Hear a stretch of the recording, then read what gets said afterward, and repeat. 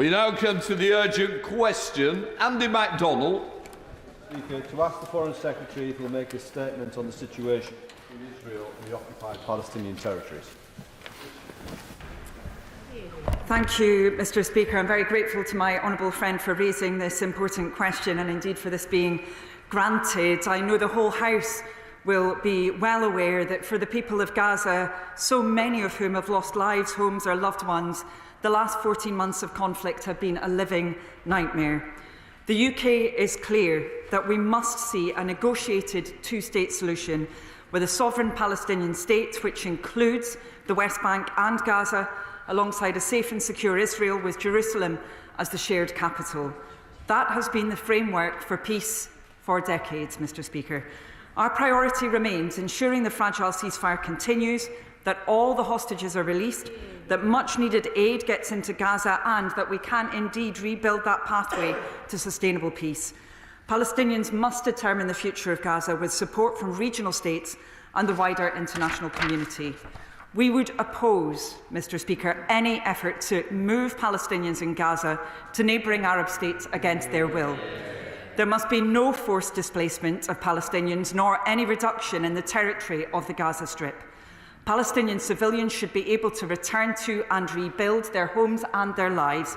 That is a right guaranteed under international law. Gaza is home to 2 million Palestinians and remains an integral part of what must become a future Palestinian state, with Palestinians living next to Israelis in peace and security. The US have played a critical role in negotiating the ceasefire agreement between Israel and Hamas, alongside Qatar and Egypt. As members may know, the Prime Minister reiterated this in his call with President Trump.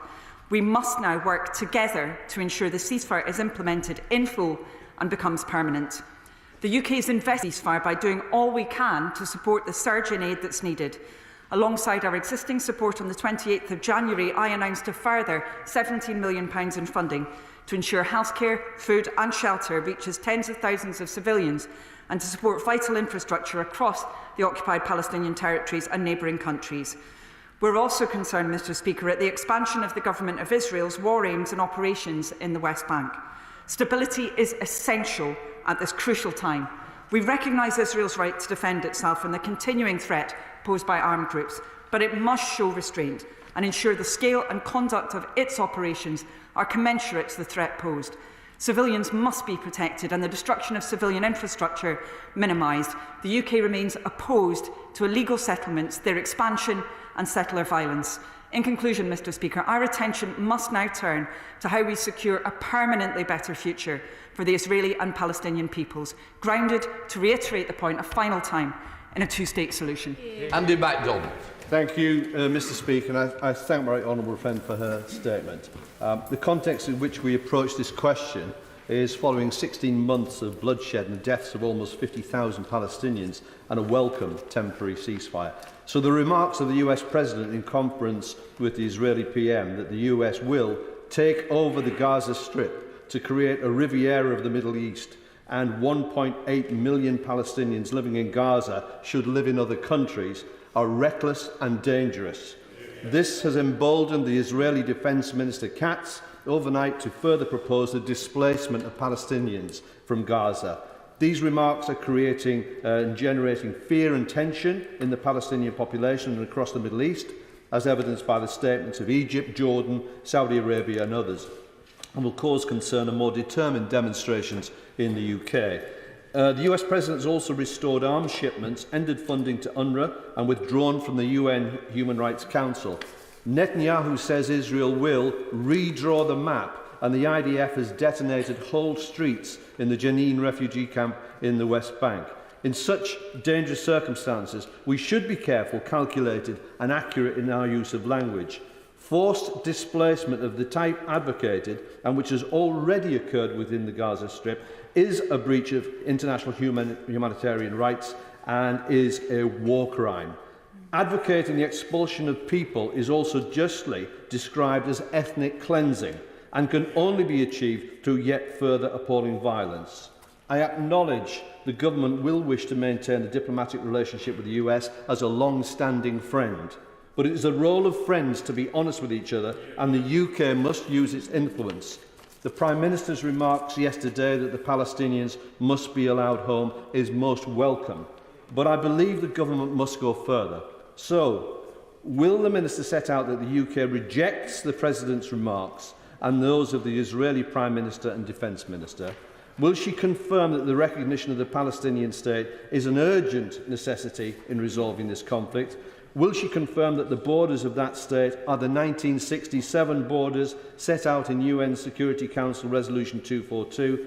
And when will the UK government respond to the ICJ advisory opinion on the Israeli occupation of the occupied Palestinian territories? Thank you, Mr.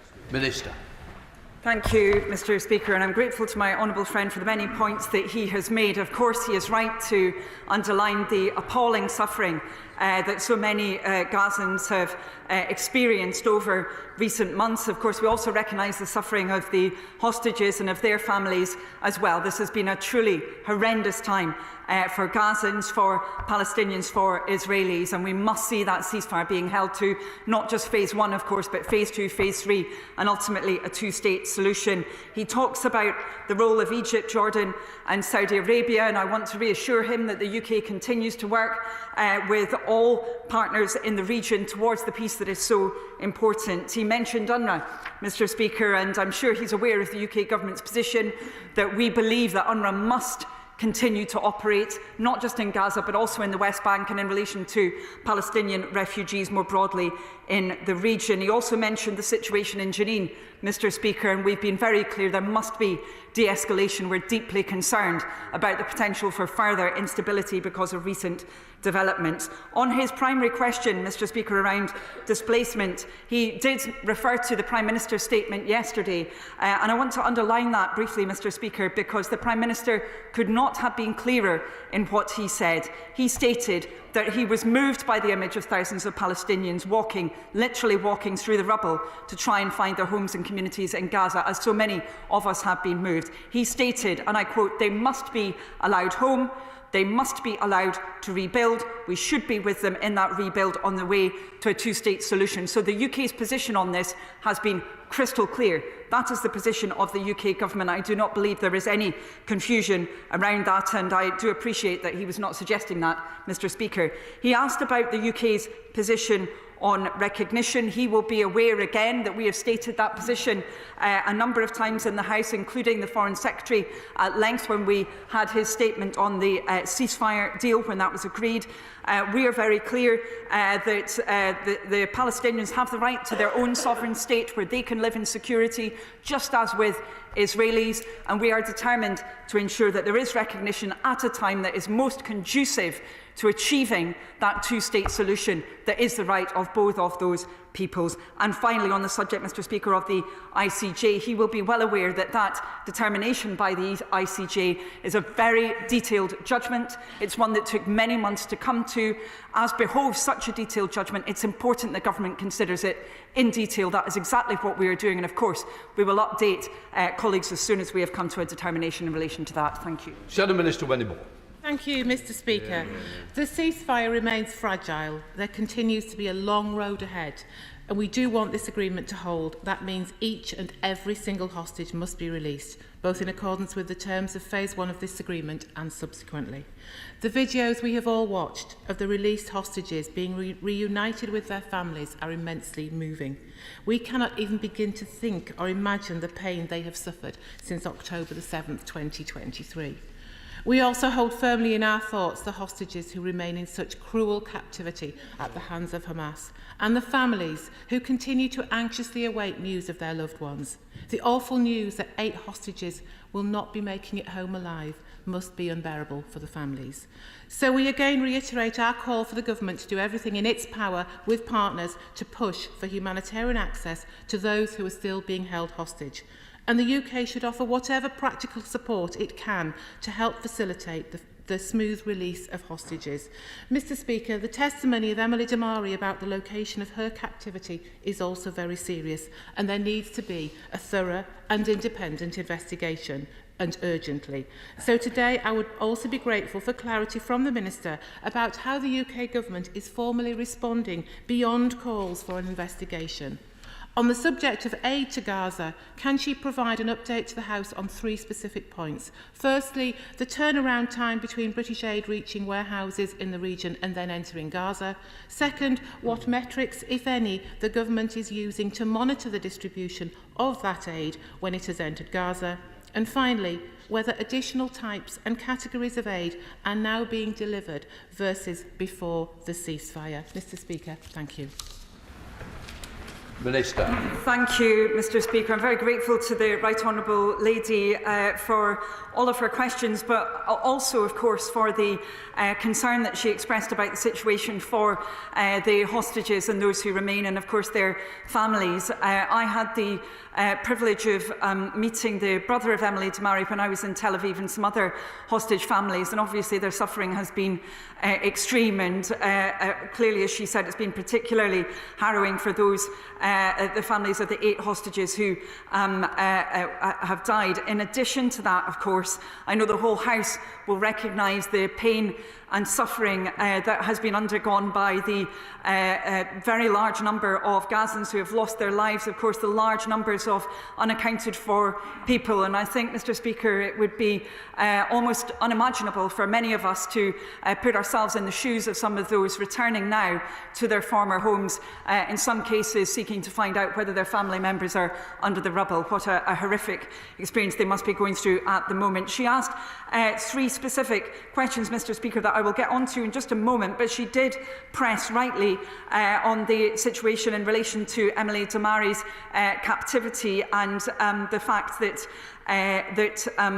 there were allegations that Emily Damari had been held in UNRWA facilities.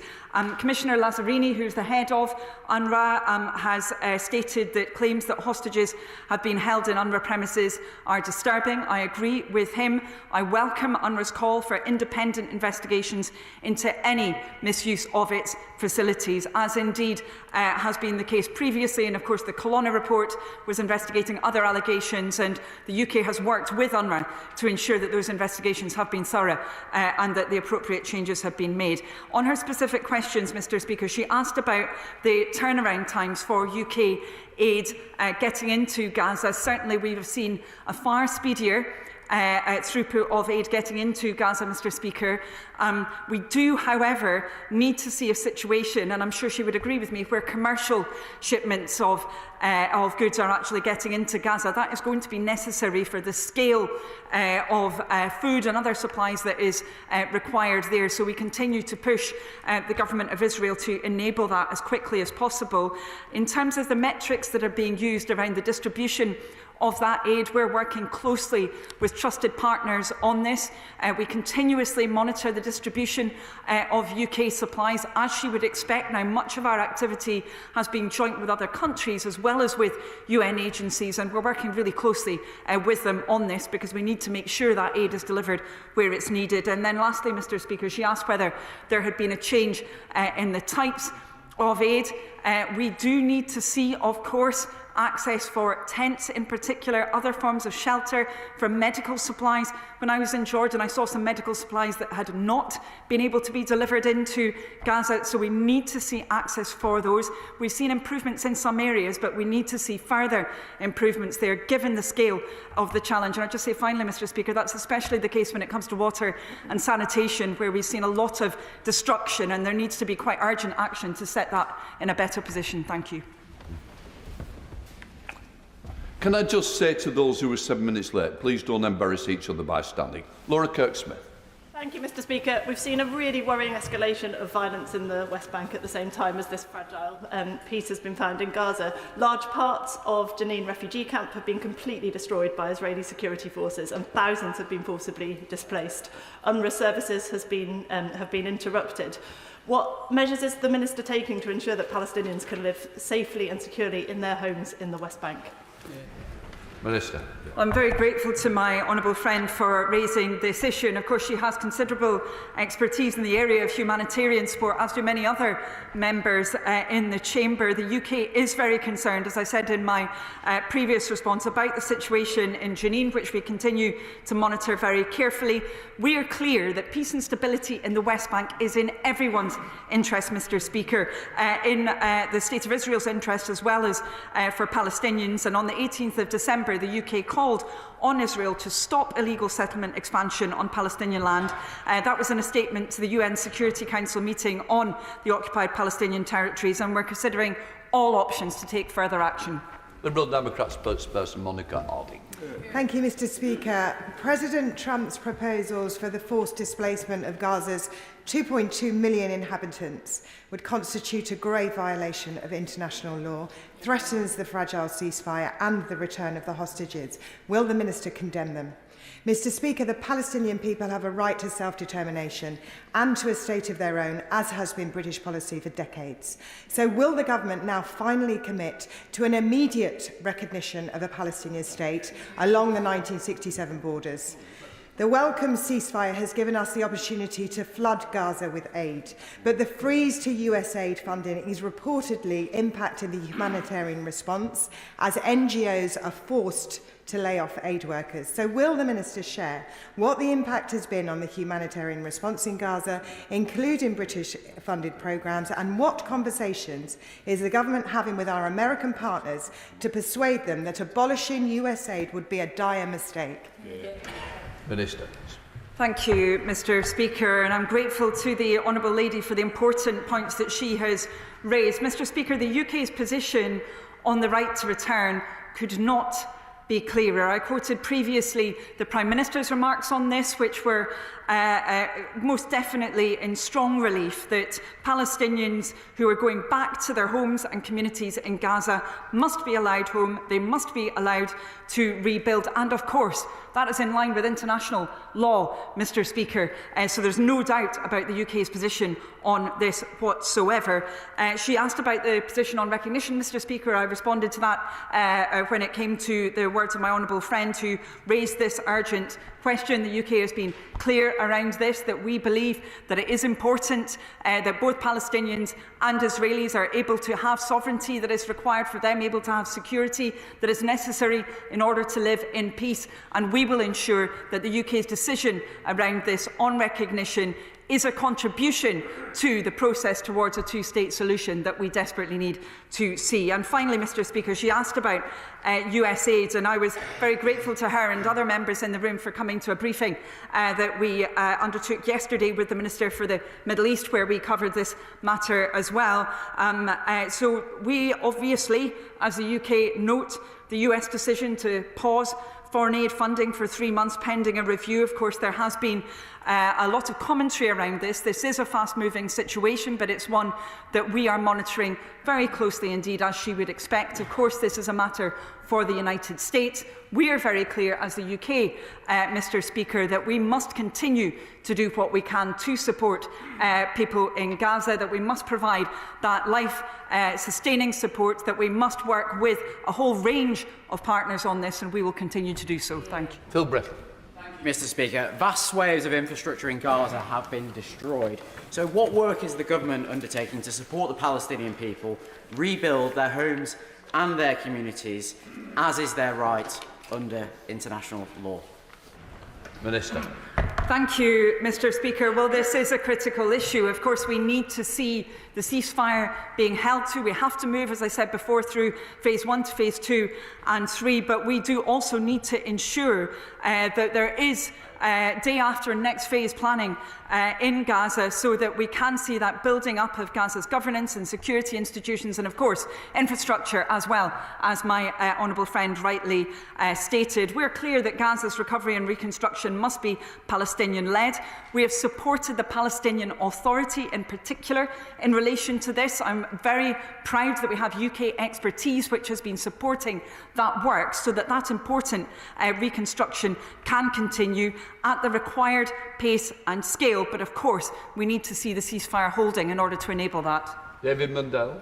Thank you, Mr Speaker. Can I ask the Minister what practical support the government is giving to Egypt now that the Rafah crossing has reopened for medical emergencies. When that was the case previously, it placed enormous pressure on the Egyptian health service and caused some civil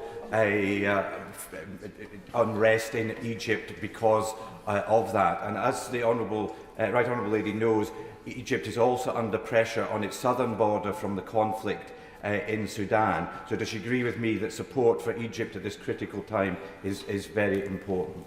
Minister. Thank you, Mr Speaker. I'm very grateful to the Right Honourable Gentleman for underlining the role of Egypt in relation to this incredibly difficult humanitarian situation, and particularly in relation to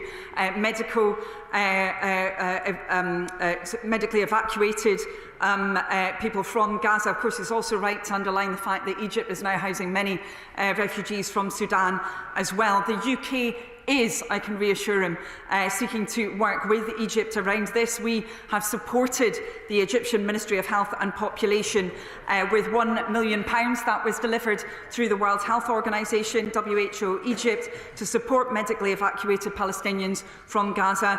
We're exploring further support to the Egyptian system because they are, of course, as he knows, gearing up to receive large numbers of medical evacuees at the moment. Thank you. Hussein. Mr Speaker, the world is watching, and let us be clear in this House that how the UK reacts to this brazen attempt to further rip up international law today will echo for generations. 61,000 Palestinians killed, a ceasefire hanging on a thread, and a blueprint now to ravage Gaza, ethnically cleanse Palestinians and resettle the land. So can the Minister tell this House where exactly has diplomacy and refusing to sanction Israel led us when Palestinians are now facing mass expulsion, reoccupation and resettlement, all whilst the international rules-based order has been ripped to shreds? Minister. Thank you, Mr Speaker. I'm grateful to my honourable friend for his question. I believe it has been incredibly important for the UK to engage diplomatically in relation to this conflict. I think it's absolutely right that we have sought to work with partners on these issues, that we have supported, for example, statements within the UN Security Council, that we have worked with partners in the region, that we have sought to achieve change, that we've sought to ensure that that ceasefire which was agreed was achieved. The release of hostages, we need to see more release, that surge of aid into Gaza, and ultimately that we work with other countries towards the two-state solution that is so necessary. I believe that has been important, Mr Speaker, and I believe that members in this House would not have forgiven the UK government if we had not engaged in those actions determinedly. He asked about the UK's position and referred to the situation in relation to right to return particularly. We again have stated this very clearly, indeed at the highest level, with the Prime Minister's statement on this yesterday, when he said that those who are literally walking through the rubble to try and get back to their homes and communities in Gaza must be allowed home. And of course, in saying that, he is restating international law, Mr Speaker. Get Malthouse. But, Mr Speaker, does the Minister not accept that how we got here is after 16 months of weakness and vacillation by this government and the one previously, as we contemplate, as she said, hundreds of thousands of people returning to their homes to dig their relatives out from under the rubble, the welcome return of hostages, the 40,000 odd orphans and even more amputees, does she not recognise that the hot air that we've heard from both governments, frankly, has got us to a situation where the Israelis are demolishing buildings in Jenin with people still inside them, and the President of the United States openly contemplating the forcible transfer of the Palestinians? And if she accepts that vacillation, could she, just for the avoidance of doubt, confirm a couple of things? First of all, are Arabs, and particularly Palestinians, entitled to the same protections under international law as everybody else? And secondly, do we still affirm our support for UN Security Council Resolution 3236, which guarantees the Palestinians safety, security and sovereignty in their own land? And if that's the case, when is she going to stop just talking about it and actually take steps and action to enforce these matters in law? Minister.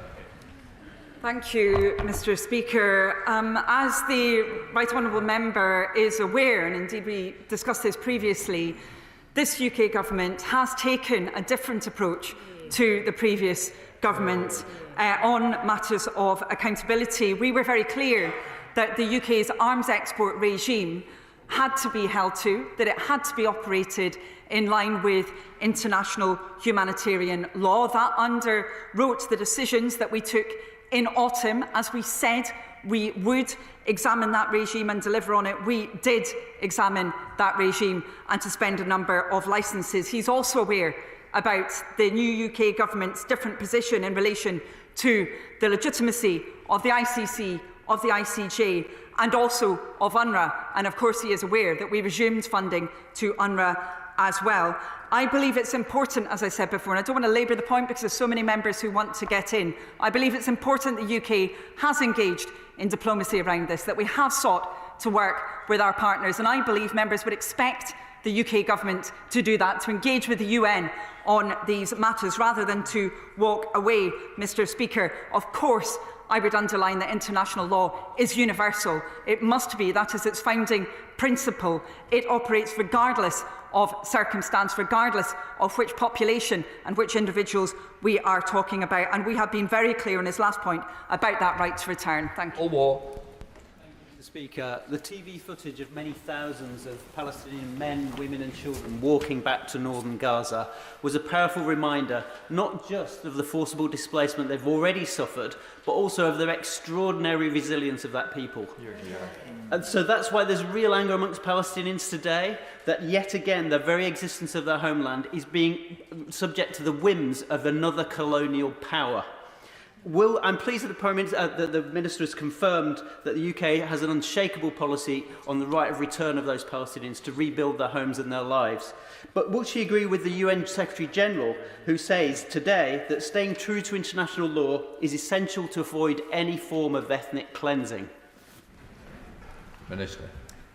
Thank you, Mr Speaker, and I'm grateful to my honourable friend for again raising those images that so many of us have seen on our television screens of Palestinians returning to their homes in Gaza. As the Prime Minister explained, having to walk, in many cases, of course, having no other choice because of the destruction of roads and other infrastructure, seeking to walk back to their homes, of course, so many of those homes having been destroyed. And of course, he is right that that experience of displacement is one that has been felt by very significant numbers of Gazans, up to 90% of Gazans having been displaced at least once and some up to 9 times, Mr Speaker. The UK's commitment to international law, Mr Speaker, to underline yet another time, is very clear. The Prime Minister has restated that, the Foreign Secretary has restated that, and I restate it again today. Thank you. Wendy Chamberlain. Thank you, Mr Speaker. I'm very grateful to the Minister for a response to my honourable friend in relation to US aid, and to know that the impact assessment of the US Government's decision in relation to US aid is ongoing, particularly in relation to the humanitarian situation in Gaza. But can I ask the Minister, when we are looking at overseas development assistance, surely as part of that assessment, should the government not be considering a return to 0.7 of overseas development assistance? Because if the US is no longer a reliable partner, a global partner, surely the UK should be. Minister. Thank you, Mr Speaker. I'm grateful to the honourable lady. First of all, when it comes to the UK's position on the return to 0.7% of GNI being spent on overseas development, she will be aware of my party's position, the position of the government, that we are determined to return to that level of spending as fiscal circumstances allow. We are very clear that we must play our part on these humanitarian questions, and indeed more broadly on development. We must seek to work in partnership with other countries on these matters, and we are doing that. Indeed, we have made sure that's fed into our decisions for the next year for the spending review that's 1 year long, Mr Speaker, but it will also be the case for the longer-term spending review as well. Thank you. Thank you, Mr Speaker. The Prime Minister from that dispatch box was quite clear. The right of Gazans to return and remain on their land is absolute. As they return, of course, there are many hundreds of thousands of psychologically and physically damaged children, which is unprecedented in recent memory. What can we do, Minister, to help them as a British state? Minister. Thank you, Mr Speaker. And I know this is an issue that my honourable friend will be concerned about also, given his considerable medical expertise as well. The UK has been acting to ensure that we are doing our part to support children within Gaza. We will continue to do that. We're having urgent discussions now, Mr Speaker, with our partners around this, and that does extend to those really concerning issues around psychosocial trauma that has been experienced by children, and ensuring that those vulnerable children do receive the support that they need in the future. Thank you. Thank you, Mr Speaker. It's welcome news that some hostages have been released, but the shocking scenes we've seen of brave young women surrounded by terrorists demonstrates that Hamas are still in charge in Gaza. So the question now turns to how we can ensure that the Palestinian people can return to safe and secure homes, that the terror tunnels are destroyed, and that Hamas play no part in the governance of Gaza. Given that they're in charge, and now President Trump has made an announcement about how this could be done, what is the British government going to do to come up with a counter-proposal that is both reasonable and achievable? Minister.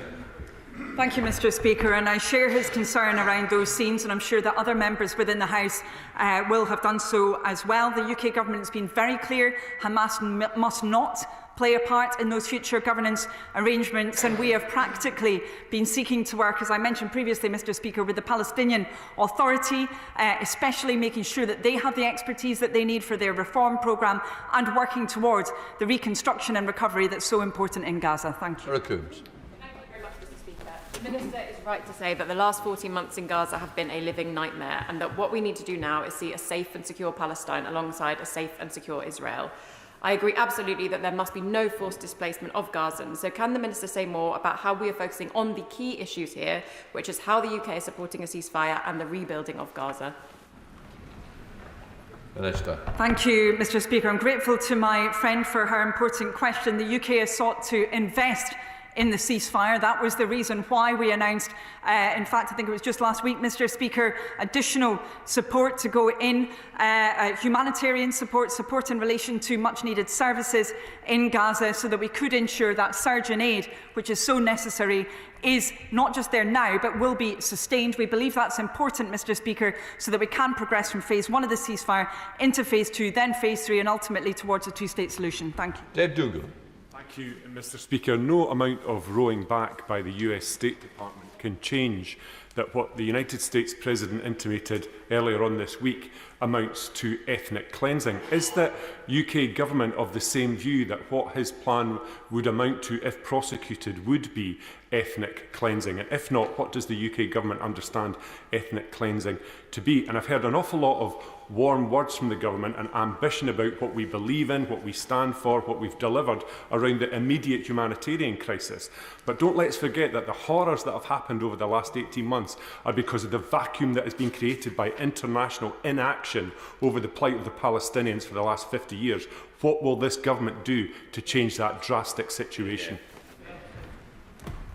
Minister. Thank you, Mr Speaker. I did list the decisions that the UK government took, which were different from those of the previous government a few moments ago. We have been determined to ensure that when it comes to the ICC and the ICJ, for example, that we're very clear about their jurisdiction, that also we removed that ban on UNRWA funding as well, and that we've supported, for example, moves at the UN through the Security Council that have been specifically focused on trying to push forward the two-state solution that is so important. And, Mr Speaker, I'd refer to my previous remarks about the Prime Minister himself underlining the importance of that right to return. Thank you. Rachel Hopkins. Thank you, Mr Speaker. Yesterday we welcomed the Prime Minister's comments saying that Palestinians must be allowed home, they must be allowed to rebuild, and we should be with them in that rebuild on the way to a two-state solution. Yet settler violence continues to increase against Palestinians. So would the Minister confirm that this government has no intention of lifting the sanctions the UK has imposed on Israeli settlers and settler groups?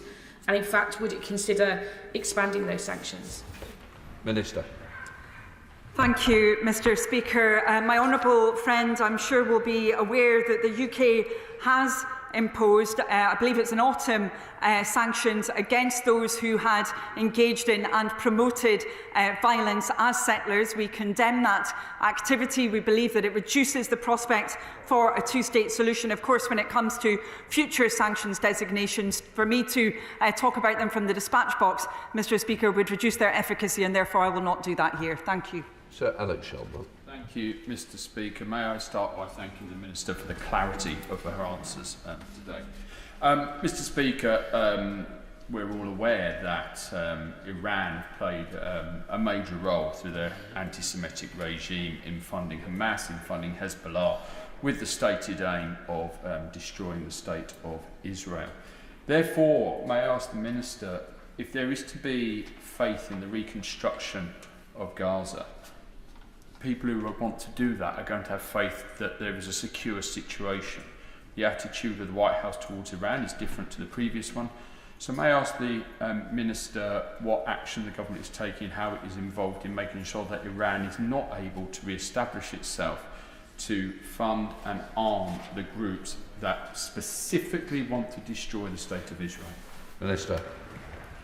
Thank you, Mr Speaker. I'm grateful to the honourable member for his comments, and the UK government is clear that Iran has long destabilised the Middle East. That's obviously been through military means, but also financial and political support as well to its proxies and partners, including Iranian-aligned militia groups in Iraq and Syria, Hezbollah, as he mentioned, in Lebanon, and the Houthis in Yemen as well. We will continue, Mr Speaker, to work with international partners to encourage de-escalation. Long-term peace and security in the Middle East can't be achieved without addressing Iran's destabilising activity. The UK government is very clear on that. Thank you. Richard Bergen. Thank you, Mr Speaker.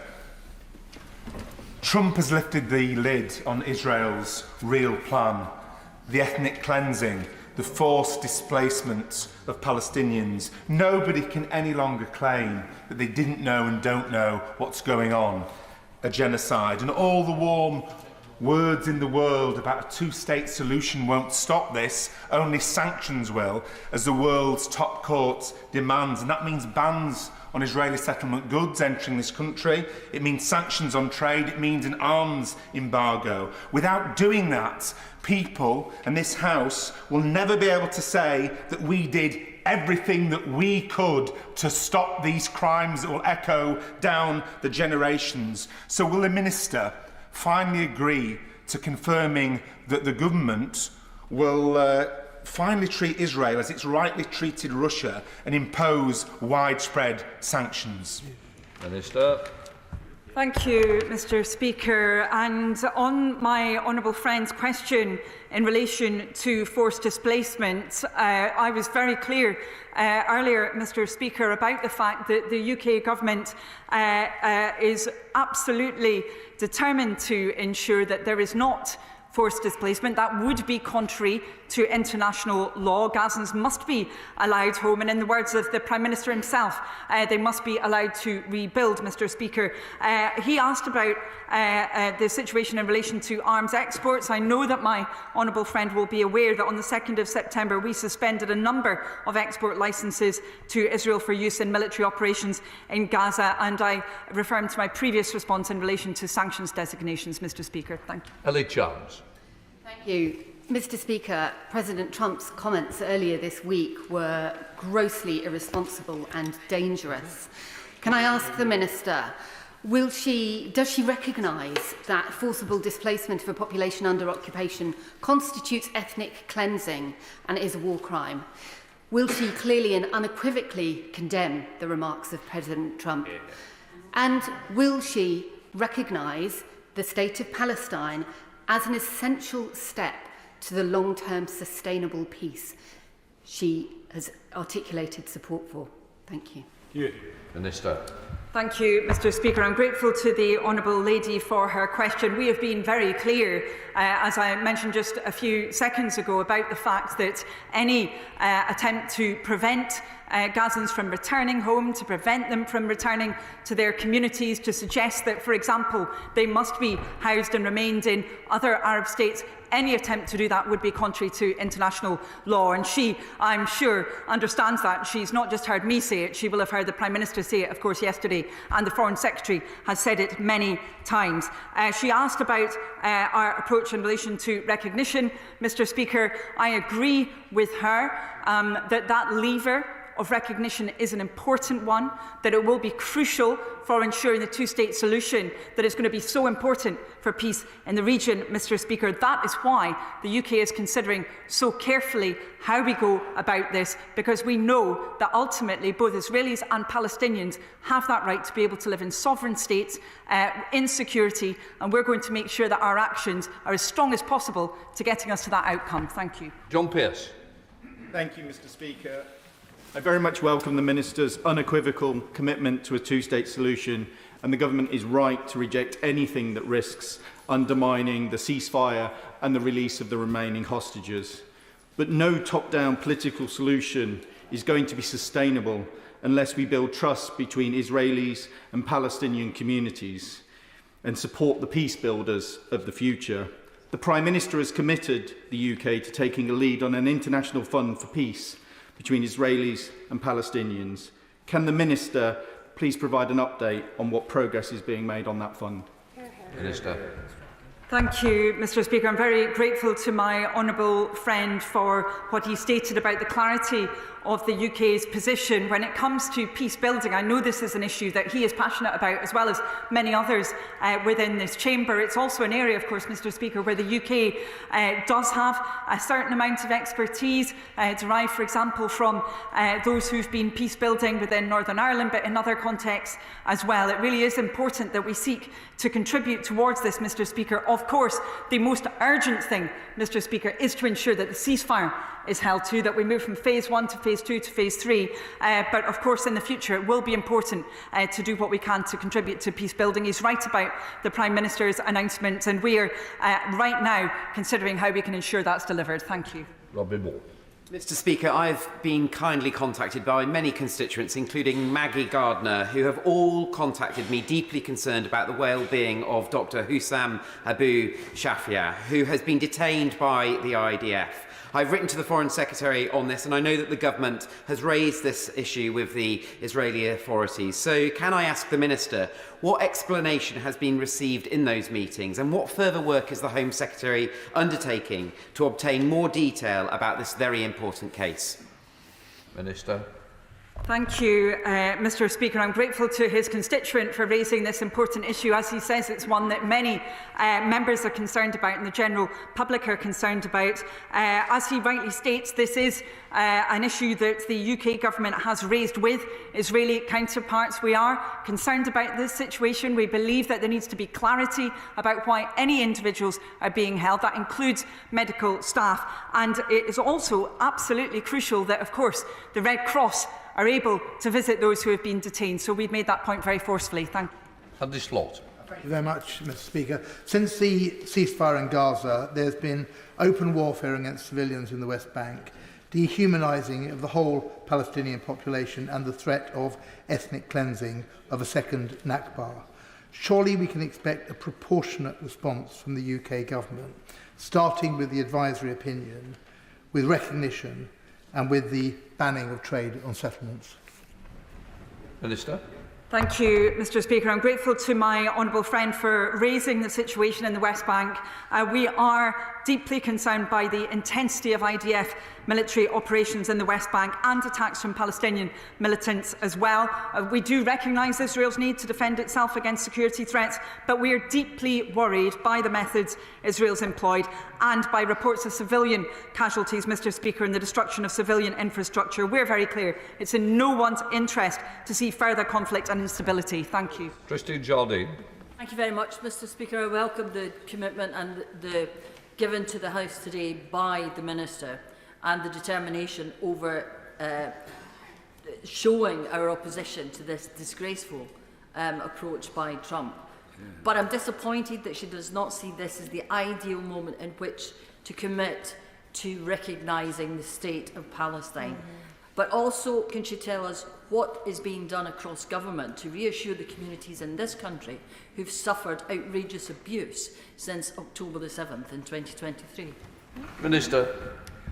Thank you, Mr Speaker. I do want to underline to the Honourable Lady that we've been very clear Palestinian statehood is the right of the Palestinian people. It's not in the gift of any neighbour. We're clear that it's essential to the long-term security of Israel as well. And the UK is working with partners to support a path to long-term peace and stability with a two-state solution. On the issue of abuse, Mr Speaker, and it was quite right that she raised this, of course the UK government condemns any form of abuse. We've seen a disturbing rise, Mr Speaker, in anti-Semitism, also in Islamophobia. All forms of hatred must be condemned and acted against, and of course we're working hard against that, and particularly from the Ministry of Housing, Communities and Local Government, Mr Speaker. Thank you. Ryan Lisham. Thank you very much, Mr Speaker. How does the government address Amnesty International's concerns that economic activities with illegal Israeli settlements contribute to both their sustainability and growth, thus undermining Palestinians' rights, and that business enterprises involved with Israel's illegal settlements may be involved and complicit in international crimes? Minister. Well, Mr Speaker, we're very clear. Israeli efforts to undermine a two-state solution through settlement building, settlement violence and punitive economic measures are unacceptable. We're aware that settlement expansion reached record levels in the past year. That was very disturbing, and that has been accompanied, of course, by an increase in settler violence. And our position on this has been clear. I will reiterate briefly, Mr Speaker. We know that settlements are illegal under international law. They present an obstacle to peace, and they threaten the physical viability of a two-state solution. Matt Weston. Thank you, Mr Speaker. The current ceasefire is clearly welcome, but fragile, given Israel seems determined to pursue a policy of expansionism. We see the bombings in Jenin, we've seen the expansion into southern Lebanon and also into the buffer zone of the Golan Heights. And they will only be emboldened by the irresponsible ramblings of the new US president. So does she agree with me that we are actually witnessing ethnic cleansing? And can I urge the UK government to lead at the United Nations with a new resolution for a Marshall Plan to ensure the rebuilding of Gaza on the terms of the Palestinian people? Minister.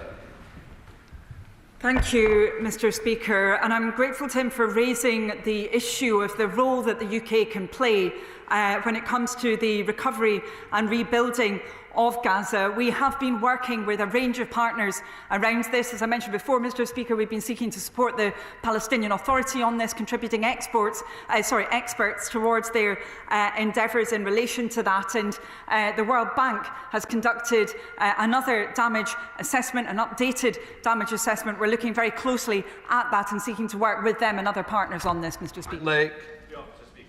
Any proposal that would oversee the forcible transfer of the entire population of Gaza would clearly constitute an egregious breach of international humanitarian law, but also amount to ethnic cleansing.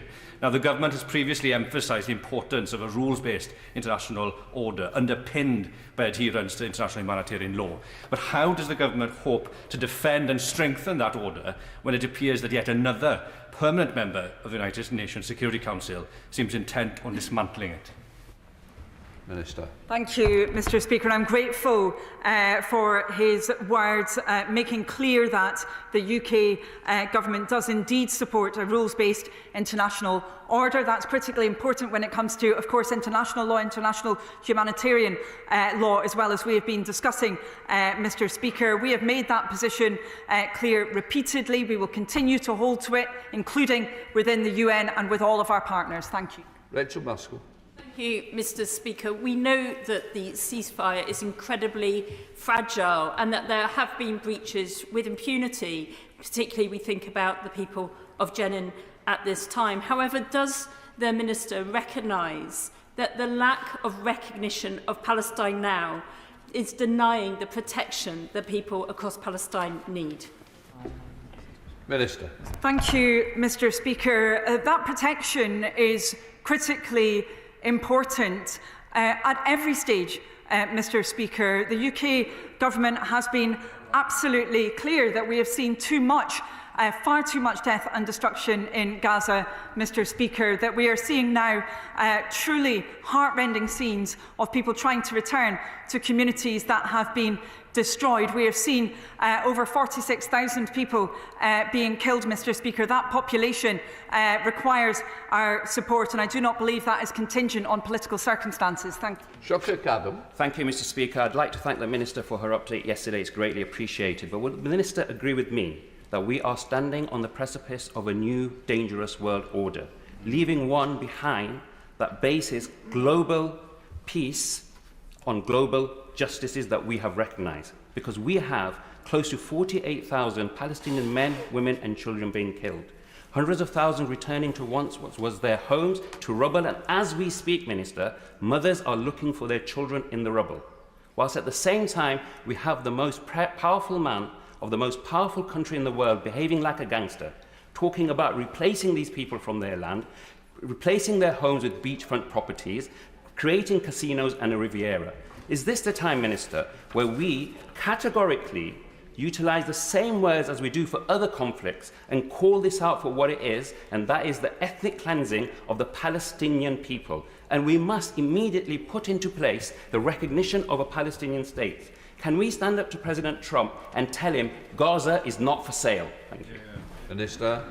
Thank you, Mr. Speaker. As I stated in response to the previous question, the UK has been and will continue to be an advocate for the international rules-based order. That's incredibly important. We need to see those rules being upheld by all, and of course we will continue to advocate for that at the UN and in relation to all countries, Mr. Speaker. We've been very clear about our position. It must be possible for people to return. I agree with him about the horrendous situation so many Gazans are facing. We've already talked about this in this urgent question, Mr. Speaker, and I would just underline again what the Prime Minister said yesterday very clearly. When it comes to Gazans returning to their homes and communities, they must be allowed home. Thank you. Jacob Collier.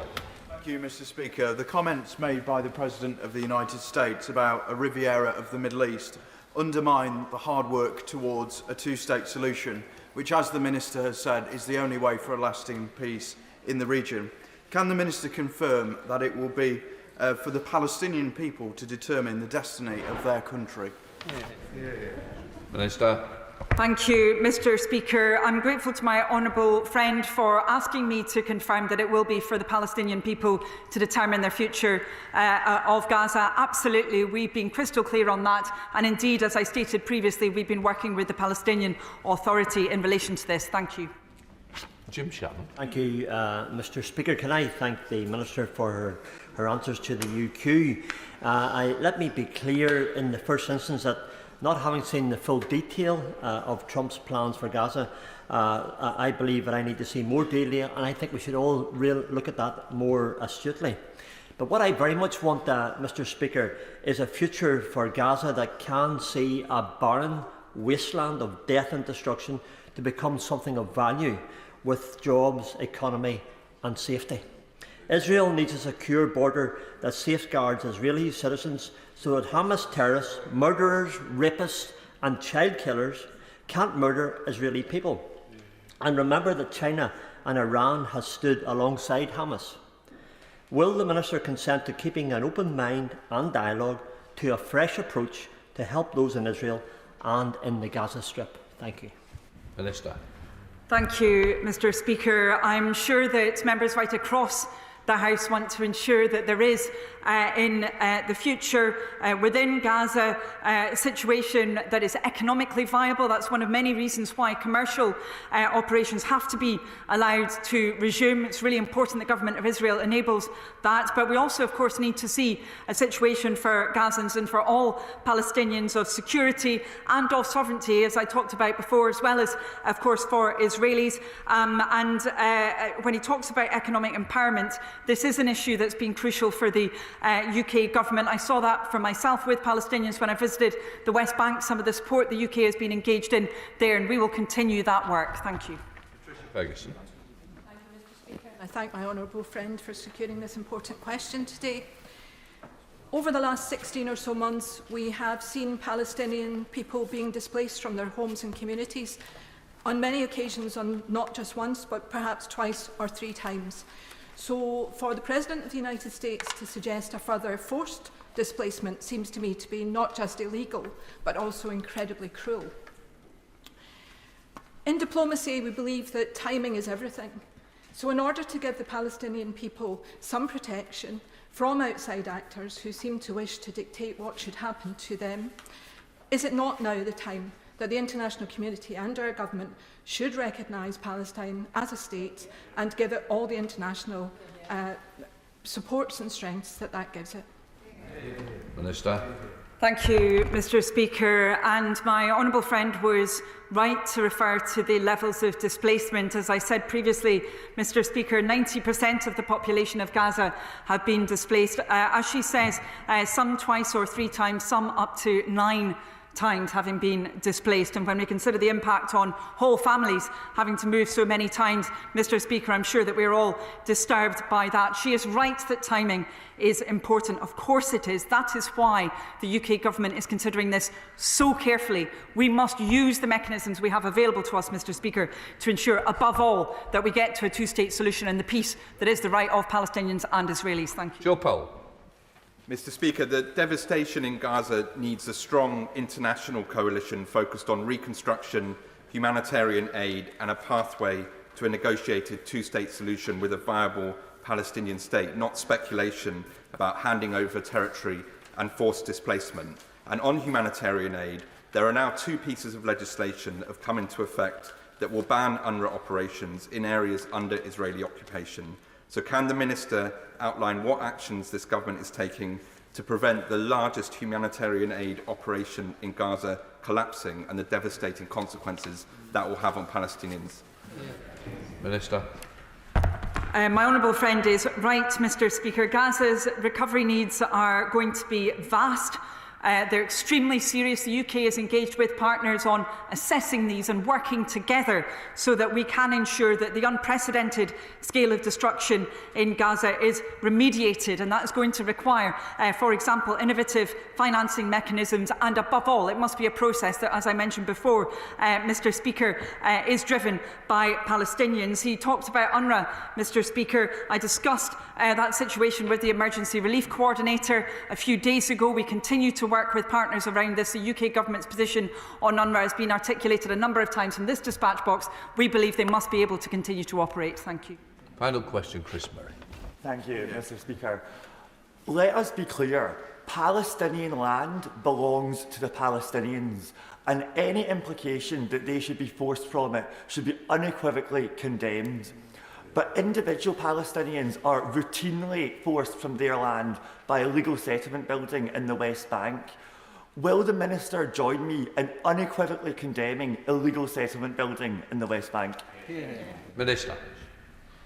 Yes, and having seen that activity from myself, Mr. Speaker, and the impact that it has had on Palestinians and their families, the violence that has often accompanied it and the economic damage that it has done, I'm very well convinced of that, and indeed the UK government has been and has stated that many times. Thank you. Thank you. Let the front benches change over.